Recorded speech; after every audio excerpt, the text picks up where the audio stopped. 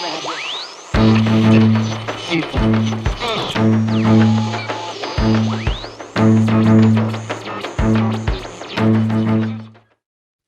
à faire entendre dans les médias et qui pourtant mérite vraiment un vrai débat. Tout d'abord, le point le plus sensible, c'est qu'on accuse François Hollande de s'être rendu coupable de crimes d'intelligence avec des puissances étrangères. Donc c'est la haute trahison en droit pénal. Laval avait été jugé avec les mêmes lois à l'époque. Mais nous, on n'a pas envie de ceux qui répondent au moins devant la haute cour de la République de ces accusations. Et ces accusations portent très clairement sur trois affaires. D'abord, les affaires des écoutes de la NSA. Oui, logiquement, ses prérogatives constitutionnelles auraient été quand même d'être plutôt proactifs pour arrêter tout ça. Sur l'affaire de l'avion d'Evo Morales, à laquelle on avait interdit de survol. Donc là, clairement, c'était utiliser les moyens militaires de la France, puisqu'il faut des radars, il faut des pilotes de chasse pas décoller, enfin voilà, au profit d'une puissance étrangère et au détriment de nos intérêts fondamentaux. C'est comme ça qu'on caractérise dans le droit pénal les crimes d'intelligence. Et ensuite, il y a eu l'affaire des navires Mistral, qu'on a refusé de livrer à la Russie. Pareil, nos intérêts diplomatiques, militaires et puis économiques essentiels ont été largement aliénés. Je le prends, c'est plus simple. Et donc, on considère que c'est quand même une question importante que de la soulever, qui mérite un débat contradictoire, notamment avec des magistrats, des journalistes, enfin voilà, des gens qui peuvent dire là vous allez trop loin ou là effectivement ça mérite débat. Mais j'allais vous dire juridiquement, est-ce que vous êtes fondé à faire cette demande parce que voilà. Alors d'abord, j'ai envoyé le réquisitoire à notre avocat de notre association pour voir ce que lui il en pensait. Il disait qu'effectivement sur certains thèmes ça méritait de creuser parce qu'il y avait quelque chose, ne serait-ce que sur les écoutes de NSA. Il y a plusieurs lois du code pénal qui sont violées. Ouais, je ne suis pas juriste, vous vous doutez. Oui, bien sûr. Là-dessus, je ne peux pas me prononcer. Voilà, de toute façon, on demande aux journalistes de garder leur neutralité, mais au moins d'amener le débat sur ce genre de questions, parce que c'est extrêmement sensible en démocratie que d'avoir quand même le contrôle de nos dirigeants, particulièrement quand il y a les lois, surtout quand c'est le chef de l'État, et là, surtout quand on parle de crimes de lèse-nation. C'est pas seulement de banales affaires de corruption, c'est carrément de la haute trahison. Donc à un moment, pouvoir l'expliquer, soumettre ça au débat public, même si ça gêne ceux qui votent les dotations de l'État, notamment aux médias publics, quelque part c'est important pour nous. Pour rassurer, les médias publics sont indépendants du pouvoir politique. Parfois on se pose la question très honnêtement. Moi je peux vous répondre. Oui, en tout cas moi je suis indépendant. Oui. Et je travaille dans un média public. Et les médias publics sont indépendants, on ne reçoit aucune consigne. Mais vous avez un lien de subordination, vous n'êtes pas. Quel lien de subordination? Vous avez bien des patrons. Mon patron s'appelle pas François Hollande, c'est pas l'Élysée.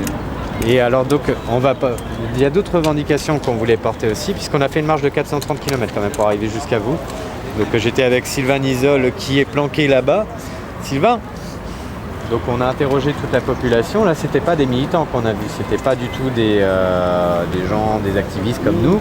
C'était vraiment des Français du quotidien qui nous ont d'ailleurs tous parlé des médias comme quoi ils avaient l'impression de ne pas être bien informés, et quand on leur parlait des sujets des traités européens, puisqu'avec le Brexit on en a profité pour leur poser la question du référendum, si eux espéraient cette chose-là en France, 6 Français sur 10 grosso modo nous disaient oui, l'Union Européenne ils en ont ras-le-bol, ils veulent en sortir, ils aimeraient bien qu'il y ait un référendum.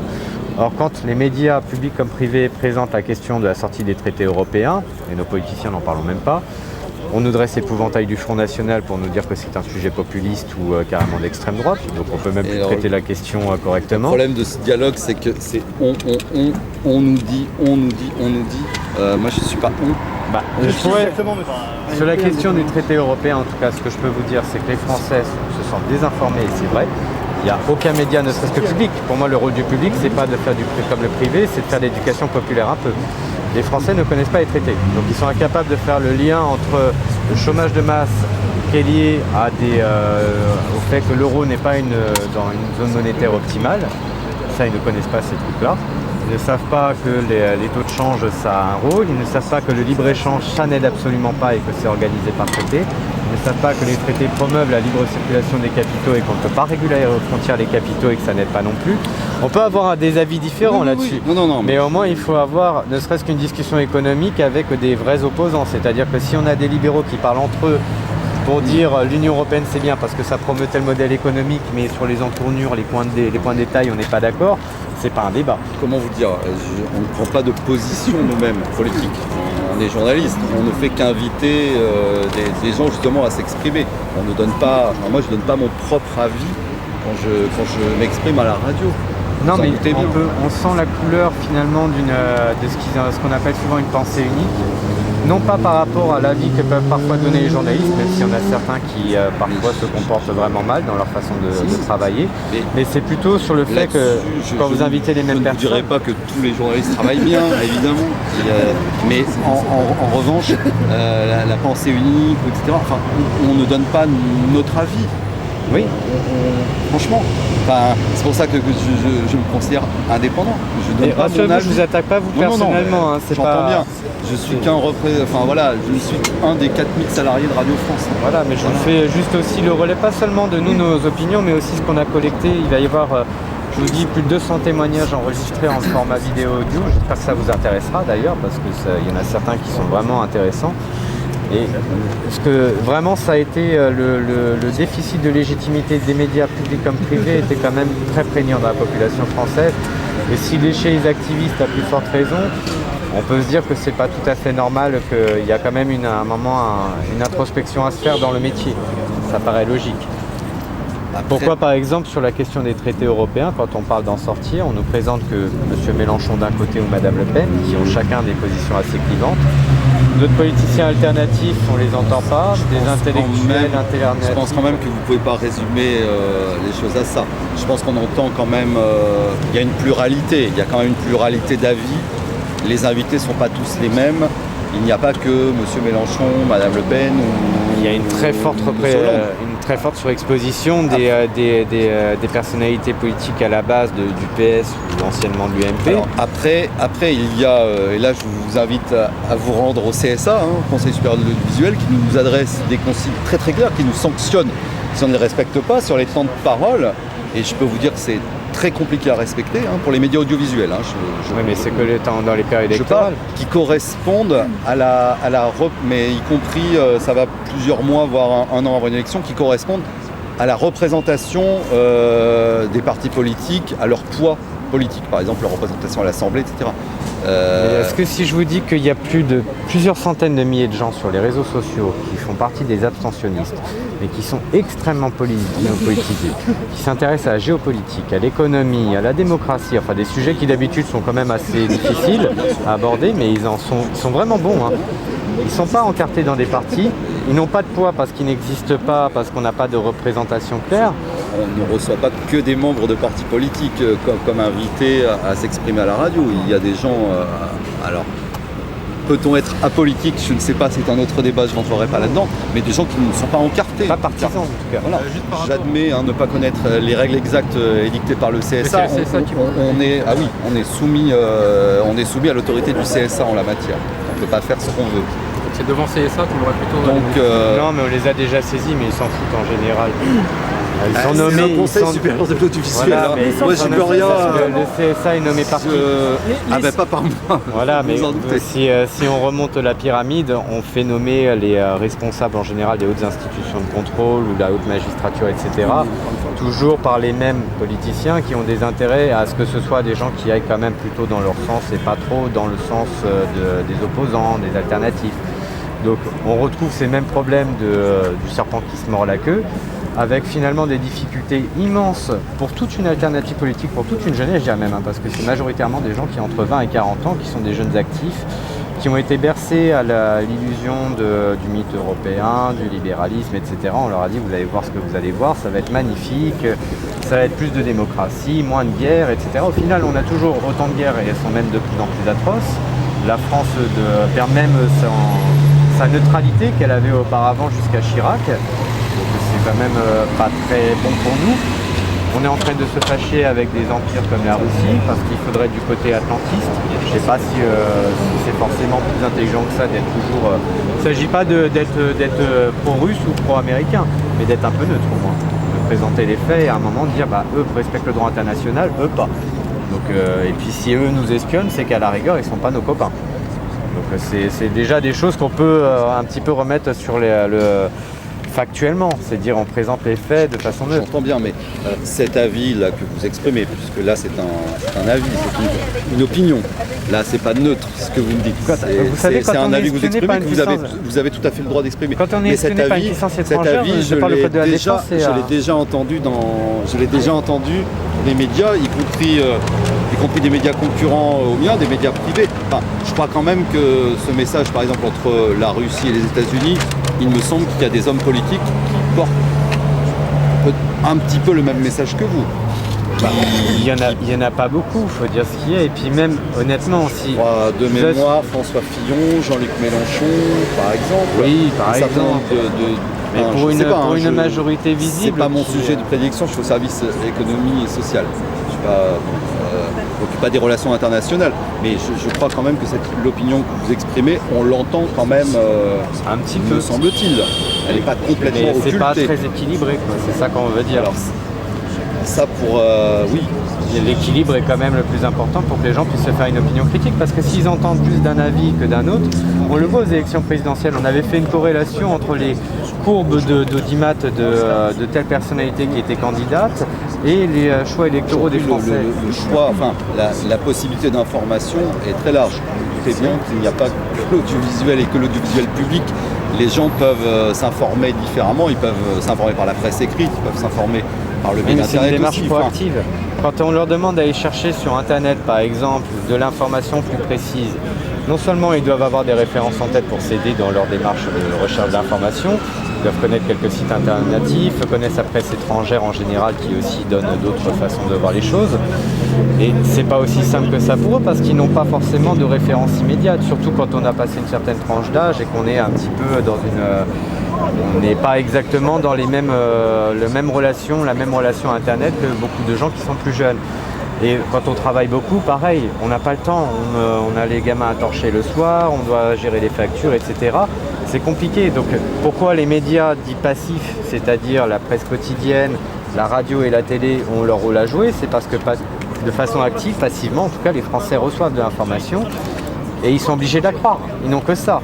Parce que la majorité du temps, ils ne vont pas même faire la démarche de rechercher l'information pour vérifier que c'est correct, que c'est équilibré. Et c'est pour ça qu'on a besoin de vous quelque part. Non pas pour nous donner Ces reproches, je les entends. Les reproches, après, je vous renverrai quand même à des études c'est pas pour vanter ma propre chaîne France Info, mais sur la crédibilité, disons en tout cas de la radio par rapport à la télévision précédente. Bon, voilà, la perception, une majorité quand même, je ne sais plus quelle étude, hein, mais il y a une étude annuelle, je crois, sur la perception des médias par les Français, voilà, et pas trop mauvaise. Après, c'est vraiment des sujets ce sont des sujets très compliqués, où il est très difficile de rester neutre, de donner la parole absolument à tout le monde, de donner effectivement toutes les opinions. J'ai entendu un petit peu toutes les opinions sur la Syrie, de gens qui soutiennent plus ou moins le régime de Bachar al-Assad, des gens qui s'y opposent plus ou moins pour des raisons en plus très différentes les uns des autres. On a un petit peu tout entendu et je crois que la couverture médiatique est très difficile pour la Syrie parce que c'est très difficile de se rendre sur place. Comme vous le savez, il y a quand même des journalistes qui ont été tués et c'est très très très compliqué. Cela dit, il me semble qu'on entend tous les points de vue. On entend des points de vue différents par rapport à ça, on ne donne pas qu'un seul point de vue quand même. Alors après, c'est aussi les médias télévisuels, j'y travaille pas, mais je peux comprendre aussi, c'est très difficile d'obtenir des images et parfois on a que certaines images et on n'en a pas d'autres. Donc et c'est toujours difficile de savoir parfois, effectivement, de remettre dans le contexte, de savoir si c'est représentatif ou pas. C'est pas toujours facile de le vérifier. On vérifie. Les informations, c'est le propre du journalisme. Normalement, on recoupe, on vérifie. Parfois, c'est très difficile, honnêtement. C'est très difficile parce que c'est difficile de joindre des interlocuteurs sur place qui peuvent vous dire c'est vrai, c'est pas vrai. Enfin, voilà, comprenez-le aussi. Le métier n'est pas si simple que ça. On se heurte vraiment à ces difficultés-là. Je ne sais pas, justement, alors le CSA dont je parlais tout à l'heure, par rapport aux campagnes électorales, si en période de campagne, normalement, il y a une égalité, même si... Alors, plus maintenant, je crois que, très sincèrement, je ne suis pas le bon interlocuteur, je ne connais pas bien ces règles-là. Mais Donc pour vous répondre précisément, là je peux pas vous répondre super précisément, je Quelque connais part, pas bien vous le trouvez sujet. pas ça anormal Mais qu'on va il me avoir... semble qu'il y avait une égalité ou une équité du temps de parole entre les différents candidats. Soyons honnêtes, quand on voit avons les eu candidats Ça, de- je peux témoigner que le CSA nous a demandé de recevoir des candidats, nous a adressé des avertissements, justement parce qu'on n'avait pas laissé suffisamment s'exprimer certains candidats, entre guillemets, des petits candidats n'appartenant pas à Je des vais vous faire partis voir un exemple installés. concret. Moi, j'apprécie pas cette personnalité-là, personnellement. Ça peut être jusqu'à une coupure d'antenne, vraiment, pour une journée. Ça peut être des sanctions. Après, c'est théorique, je vous l'avoue. En pratique, ça arrive À quand titre même pas personnel, vraiment. je vais vous faire voir un exemple concret. Mais Mais personnel, on je n'aime respecte. je n'aime pas Je cette veux personnalité-là, que donc ça soit voilà, je ne milite pas pour cette personne, mais elle s'appelle Françoise Asselineau. On sait qu'elle a fait un remarquable travail d'éducation populaire sur les traités européens qui mérite en tout cas d'être entendu par les Français, parce que pour une fois qu'une personnalité politique remet du droit ce qui a été voté, ce qui a été approuvé, en plus en violation d'un référendum. Le référendum est décisionnaire en Je ne France. sais pas s'il est candidat ou pas à la présidentielle. Il est candidat pour la prochaine, c'est évident. Mais je évidemment, suppose on qu'il l'entend sera- pas. Mais de la même façon, Cheminade, on sait qu'il va être candidat, on l'entend pas. Jean Lassalle, là, il y a actuellement son attaché parlementaire qui est dans le secteur. On l'entend Alors, quasiment pas. Là, au moins, pour Jacques Cheminade, vous pourrez chercher dans Google les archives. Ça, je suis certain, nous l'avons reçu sur France Info parce lors de qu'il avait eu les lors de la 500 dernière signatures. campagne pour la présidentielle. Mais pourquoi attendre en fait que quelqu'un ait les 500 signatures Parce Même qu'il faut quand Asselineau, même, il a été pour reçu être une fois. franc, il faut quand même aussi savoir si la personne est suffisamment représentative pour pouvoir s'exprimer. Mais ça se juge réellement là ça parce que les maires finalement c'est défendent des difficile de intérêts faire. publics. Il est bien plus visible que n'importe quelle personnalité qui sera beaucoup plus invitée. Quand vous invitez des personnalités de partis comme ELV, du centre, du Modem, etc. et que vous voyez leur représentativité sur Facebook. Ils sont représentés à l'Assemblée nationale, ce qui n'est pas le cas. Oui, mais c'est pas aussi simple que ça parce que si on interdit de c'est pas médias à aussi- quelqu'un, il peut pas être C'est pas aussi entendu. simple que ça. Soyons logiques, Les ça élections, prend doucement la queue. les élections, je fixe pas le mode de Oui, scrutin. d'accord, mais Vous êtes bien. soyons logiques et rationnels. Si par exemple vous laissez, on va prendre un exemple très con, mais ce monsieur Asselineau, si vous lui donnez 10 heures étalées sur, je sais pas, 2-3 mois, bien même avant que le CSA vous l'impose, à la base, il va avoir le temps de se faire entendre un peu et des gens vont le découvrir, vont chercher et vont dire ah ce type-là j'aime bien, je serais prêt à voter pour son parti pour les législatives ou pour lui pour les présidentielles. Donc là, la représentativité, vous pourriez commencer à la jauger réellement parce que du coup, il a été entendu. Or, si vous dites sa représentativité, Là, c'est l'œuf ou la difficile à poule, hein, juger. quand même. Là, Oui, c'est l'œuf ou oui, la mais poule, la quand logique, même. c'est Ça la vaut, logique, là. c'est C'est un attendez, peu- le PS et l'UMP et leur satellite, on va dire de extrême gauche, extrême droite ou extrême centre. Il y a quand même votre sont- discours. Alors le problème de votre discours, c'est qu'il est quand même très politisé là. Non, mais on sait qu'il y a des moyens, si, là, il y a des monsieur. moyens financiers derrière. Là, vous n'êtes pas neutre. Bah, le sujet, c'est la Non, démocratie. on n'est pas neutre parce que justement, Moi, je suis les obligé de- alternatives, je suis obligé de regardez, l'être. on ne vote plus. Nous sommes des gens qui sommes hyper politisés mais qui ne Vous votons allez plus. voter pour Monsieur Asselineau si je Non, comprends non, bien. je ne vais pas voter pour Asselineau, je ne vais même pas voter du tout. Je vais pas voter du tout, vraiment. Je ne crois pas au système de l'élection parce que justement, C'est tant votre que les médias ne jouent pas le jeu de dire il faut présenter toutes les alternatives, je vous assure que c'est pas neutre du tout. Quand on a Monsieur Juppé qui est super représenté avec Monsieur Sarkozy, avec je sais pas c'est qui maintenant au PS qui pourrait prendre la relève du PS, mais voilà, enfin voilà, ces gens-là sont surexposés médiatiquement et pourtant ils ne représentent rien. Ils ne représentent plus énormément de gens, ils ne représentent que ce que les médias veulent bien faire mousser, mais les gens ne connaissent pas d'autres personnalités. Bah, vous laissez dire ça quand même, monsieur. Il y a eu des élections législatives et Alors il y a pourquoi encore les gens eu des élections régionales, départementales, me semble-t-il, l'an dernier ou cette année. Oui, mais combien de partis alternatifs avaient au prorata avaient à égale mesure Moi, j'y peux rien. Je constate juste les résultats. Voilà. Oui, mais il faut me pas semble qu'il y avait- constater les il me semble résultats. qu'il y avait quand même des candidatures de l'UPR, de M. Asselineau, me Oui. semble-t-il. Et a-t-il eu des élus autant que le PS et l'UMP, dont vous me dites autant qu'ils d'antennes représentent dans les rien. antennes. Il n'y a pas le même écho. C'est pour ça que A-t-il eu autant d'antennes dans les médias Là, moi, je peux pas prendre parti. Vous Non, comprenez mais bien. sur la m'appuie médiatisation, quand même si. sur les Parce que résultats. sur la électoraux, médiatisation, quand même. c'est quand même vachement important parce qu'il est impossible de demander à quelqu'un, quel qu'il soit, d'avoir des élus aux législatives ou d'avoir des électeurs si lui-même il n'est pas entendu, s'il n'est pas audible par nos médias publics. À la rigueur, les médias privés font bien ce qu'ils veulent, mais les médias publics quand même ont un devoir de service public, d'une certaine façon. On paye des impôts. Je le revendique voilà. tout à fait. Donc c'est pas une question de ne pas être d'accord. De traiter de sujets dont effectivement des sujets parfois difficiles entre guillemets qui font pas forcément de l'audience. Par exemple, souvent on sent les journalistes et les politiciens dire oh mon Dieu, le péril du Front National. Mais qu'est-ce qu'on expose par rapport au péril du Front National? Est-ce qu'on expose justement des alternatives comme Asselineau? Mais il pourrait y en avoir d'autres. Il n'y a pas que lui qui demande à la sortie des traités européens. Je pourrais vous parler du MPEP chez qui j'étais adhérent, Nikonov. Oui. On en entend peu parler, mais voilà, il y a d'autres gens. Jacques Nikonov, il a été, ça je peux vous dire, parce que moi je l'ai interviewé. Donc il a été invité il y a quelques années à France Info.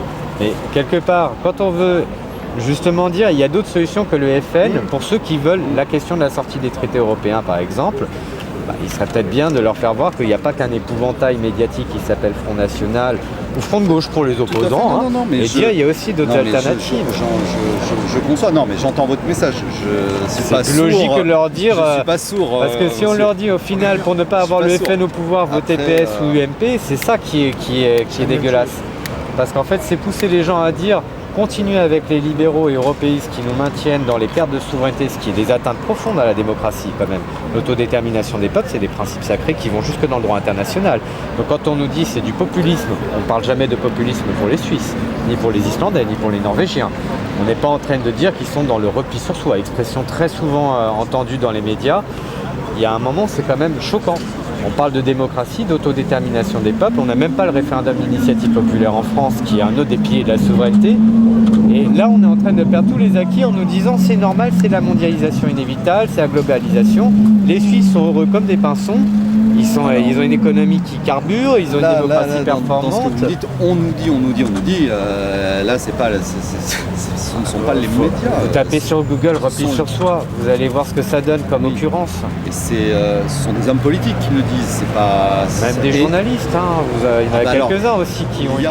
Moi, c'est pas mon cas et évidemment, c'est pas ce journaliste que je représente. Est-ce que vous accepteriez à un moment qui vous siera, on ne vous impose pas de contraintes particulières, même si on va être encore là demain et après-demain, c'est le principe du jeu. Mais d'inviter l'un d'entre nous, n'importe lequel, pour moi, essayer... je ne peux que transmettre ma hiérarchie. Est-ce que vous pourriez dire que c'est une façon de faire entendre toute cette dissidence sur les réseaux sociaux qui n'est jamais audible? Après, je vous avoue, et je vais être très franc avec vous, c'est vrai que votre démarche est tout à fait pacifique. Oui. Voilà. On n'est pas des... Mais les journalistes tiennent farouchement à leur indépendance. Alors, ça peut peut-être vous étonner, vous estimez qu'on n'est pas indépendant. Et c'est vrai qu'on n'aime pas inviter sous la pression, si vous voulez, voilà. Nous, on n'aime pas mettre la pression. Comme quand il y a des syndicalistes qui peuvent essayer d'envahir les regardez, bateaux. Il y a des gens qui sont déplacés de Mulhouse ou d'Annecy pour faire un petit groupe. Est-ce que ces gens-là qui sont fauchés, parce que la majorité d'entre nous sont des jeunes plutôt fauchés, apprécient de s'embêter à se mobiliser? Personne n'apprécie de se mobiliser, de perdre du temps avec ça. Aucun d'entre nous n'apprécie ça. On préférait dans une démocratie plus liquide, plus apaisée, avec des médias qui jouent vraiment bien le jeu. Ce serait quand même plus agréable quand on envoie un communiqué de presse de nous dire on ne peut pas vous recevoir maintenant, mais à la rigueur, dans un mois, on vous promet avoir... Vous savez combien de communiqués de presse je reçois moi personnellement? Oui, je me doute que ça y va. Mais sur des sujets importants, quand on vous envoie un communiqué de presse comme une question de haute trahison, à un moment, ça devrait vous dire... Je ne sais pas, à la rigueur, pourquoi les journalistes n'ont pas... 200 communiqués par jour, par mail, est-ce que vous avez un autre... c'est violent, je comprends. Alors, pour répondre, on a quand même parlé au moment quand même de la révélation des écoutes de la NSA. Je crois quand même que les médias français ont tous parlé, me semble-t-il. On a tous évoqué les protestations diplomatiques qu'il y a eu en Allemagne, qu'il y a eu en France. À quel moment les lois sur les intelligences avec des puissances étrangères ont été lues à la population pour qu'elle fasse la distinction en ce qui relève d'une immoralité politique, d'un crime? Je sais bien, mais là on peut pas... vous pourriez tout bêtement inviter des magistrats et des... C'est votre travail de militant. De lanceurs d'alerte, c'est votre travail de militant là quand même. C'est pas... Mais on a besoin aussi que des... C'est un travail de militant. Là, oui, mais nous, notre travail de militant, c'est de communiquer aussi. Donc d'avoir quelque part la presse qui nous reçoive quand on les interpelle par des communiqués de presse en disant attendez, on relève quand même un dossier un peu lourd. serait peut-être temps, là c'est une question de démocratie qui est vraiment profonde, c'est pas par rapport spécialement à M. Hollande, un autre aurait pu le faire, Sarkozy était guère mieux avant. Mais voilà, mais dans le terrain politique, c'est pas ça. si un peuple n'est pas capable à un moment de sentir, parce qu'il n'est pas bien informé par ses médias, qu'il y a des limites qui ont été franchies, qui sont graves, et qu'il n'a pas la possibilité de dire attention, là on est trahi. Je pense que vous donnez quand même un pouvoir aux médias qu'ils n'ont pas. Vous savez, Vous avez le pouvoir d'inviter des avocats spécialistes de droit pénal ou constitutionnel ou des magistrats qui disent votre activiste est bien gentil, mais en vérité, il dit totalement des conneries par rapport à telle loi qu'il cite, par rapport à telle affaire, parce que blablabla, il sait ce qu'il aura à dire. Justement, nous on n'est que des activistes et des militants, des lanceurs d'alerte, peu importe comment on voit les choses, mais l'un dans l'autre, on ne prétend pas avoir la vérité, on prétend juste vouloir avoir un débat contradictoire sur ces questions-là, le présenter aux Français et moi qu'ils non plus, jugent. je prétends pas avoir la vérité. Justement, c'est pas le but. Mon but n'est pas d'asséner une vérité. Mon but, c'est de rechercher la vérité et de recouper les faits, les informations. Et face à un sujet aussi fort, vous ne trouvez pas que ça mériterait quand même un débat public ou médiatique, même de quelques minutes? Vous ne trouvez pas que ce serait pas sain pour la République, pour le peuple, d'avoir la possibilité d'être informé de ces lois, de remettre les faits dans leur contexte, avec un peu de recul, et de dire nous posons une question, nous ne prétendons pas savoir, mais par contre nous interrogeons les bonnes personnes. Je vais devoir, là honnêtement, devoir repartir, mais écoutez, je transmets en tout cas. Voilà, est-ce que je peux récupérer votre mail pour vous envoyer... Je peux vous laisser ma carte ici. Ah bah c'est encore mieux. C'est très gentil à vous. Merci beaucoup. Faites attention parce que du coup sur les médias alternatifs, toute notre discussion elle va arriver et voilà, vous allez être surveillé pour voir s'il y a un moment où on dit c'est bon, écoutez, moi je suis pas PDG de Radio France. Non mais je suis pas faites un petit geste, il y a vraiment je des suis centaines de milliers de gens qui représentent plus que les partis politiques. Donc voilà, je suis descendu pour vous parler et voilà. Il y a des gens qui sont prêts à revoter si vous leur donnez le sentiment que ça qu'à nouveau qu'il y a un dialogue. Voilà, je suis dites-vous qu'on est venu avec des centaines de milliers de gens qui n'étaient pas là mais qui étaient ailleurs et qui nous surveillaient. C'est vraiment toute une dissidence alternative sur les réseaux sociaux qui ne votent pas vraiment, qui est très peu, ou alors dans des petits partis alternatifs. Ne me donnez pas un poids que je n'ai pas. Bien sûr, mais je vous donne le poids qu'a cette dissidence par rapport à des partis politiques qui ne sont plus qu'à quelques dizaines de milliers de militants maximum, d'adhérents. Quand ce sont des centaines de milliers de gens qui se partagent les mêmes informations, les mêmes références intellectuelles, les mêmes personnalités, à un moment, c'est peut-être pas un parti organisé, mais c'est bien une structure politique réelle, qui est existante. Donc elle mérite d'être entendue parce que soit on l'entend pas jusqu'à ce qu'au bout d'un moment la cocotte minute gonfle et puis que ça prenne des tournants clairement révolutionnaires et qui ne feront plaisir à personne, soit au contraire on se dit il vaut mieux lâcher les soupapes et porter enfin du vrai débat politique en France alors qu'on est le pays le plus politisé d'Europe, très clairement. Donc justement, restons un pays qui soit politisé, c'est génial. Je vous assure, je parle avec beaucoup de gens européens, ils nous disent, les Français, vous êtes absolument... beaucoup de politique. Oui.